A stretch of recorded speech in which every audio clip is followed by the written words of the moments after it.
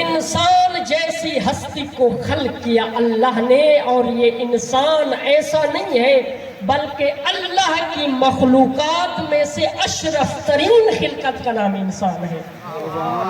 اشرف اور بہترین مخلوق انسان ہے۔ اچھا، اب اللہ نے انسان کو خلق تو کر دیا، اب دیکھنا یہ ہے کہ اللہ نے خلق کرنے کے بعد انسان کو اس کے حال پر چھوڑا یا نہیں۔ اللہ نے انسان کو اس کے حال پر نہیں چھوڑا، بلکہ اللہ نے انسان کو خلق کرنے سے پہلے انسان کی ہدایت کا انتظام کر دیا۔ سبحان اللہ۔ اب آپ لوگ اس مجلس میں تشریف لائے تو آپ کے آنے سے پہلے الحمدللہ انتظامات مکمل تھے، سپیکر والے بھائی تشریف لا چکے تھے، پنکھے لگ چکے تھے، صفیں بچ چکی تھی، لنگر بھی پک چکا تھا۔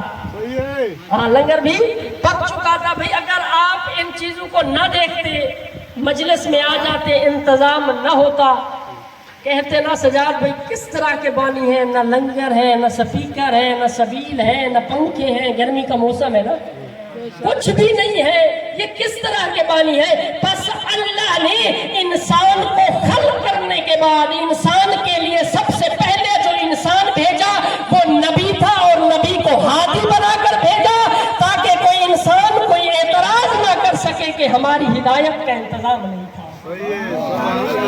اللہ نے جو پہلی خلقت کی ہے وہ جناب آدم کی ہے، اور حضرت آدم علیہ السلام کو بھی ہادی بنا کر بھیجا، اور آدم سے لے کر خاتم تک جتنے بھی نبی آئے سب ہدایت کرتے رہے۔